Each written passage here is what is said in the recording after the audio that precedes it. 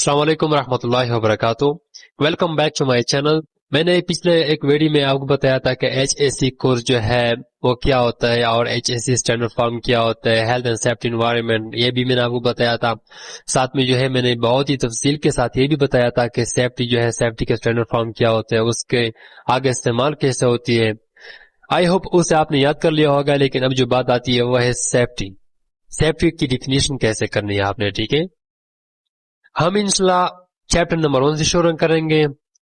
Question number 1 जो है, what is safety. Safety क्या है? जाहिर सी बात है कि आपको पता होगा कि आपने सेफ्टी कैसे करनी है, सेफ्टी का मतलब और सेफ्टी का माने क्या है। लेकिन यहाँ पर हम फोकस करेंगे सेफ्टी के डिफिनेशन पर कि आपने सेफ्टी की डिफिनेशन जो है आपने कैसे करनी है। नंबर 1 जो है safety. Safety is protection to of और self, others, properties of damage and loss of environment for being hazard.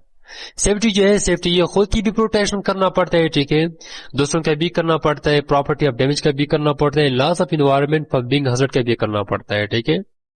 आपको तो समझ आ गया होगा कि सेफ्टी जो है ये खुद की प्रोटेक्शन करना होता है, दूसरों का भी करना होता है। लेकिन यहाँ पर बात है प्रॉपर्टी ऑफ डैमेज। यहाँ पर सिर्फ ये नहीं कहा है कि प्रॉपर्टी जो है वो आपका नुकसान हो गया, प्रॉपर्टी जो है वो आपका मसला बन चुका है, ठीक है। यहाँ पर जो है आपको ये बता दिया जाता है कि जो भी कंस्ट्रक्शन साइट पर जो भी बड़ा नुकसान हो जाए उसे कहते हैं आपने प्रॉपर्टी को डैमेज कर दिया है, आपने प्रॉपर्टी का नुकसान किया है।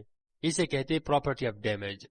लॉस ऑफ इन्वायरमेंट मतलब माहौल की किसी भी चीज से जब खराब हो जाता है, किसी भी चीज से जब नुकसान पहुंच जाता है उसे कहते हैं loss of environment from being hazard, मतलब माहौल जो है नुकसान होने से बचाना।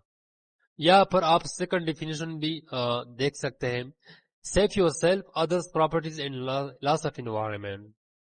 ये बहुत ही सिंपल डिफिनेशन है, बहुत ही यूजफुल है। सेफ योर सेल्फ मतलब खुद की प्रोटेक्शन करना है, प्रॉपर्टीज का भी करना है एंड लॉस ऑफ इन्वायरमेंट का भी करना है। यहाँ पर जो थर्ड डिफिनेशन है वो आप भी आपके सामने, ये भी बहुत सिंपल है, बहुत ही इंटरेस्टिंग डिफिनेशन ये भी है। इसे कहते हैं safety is the common sense लोग थिंक एक्ट एंड डन।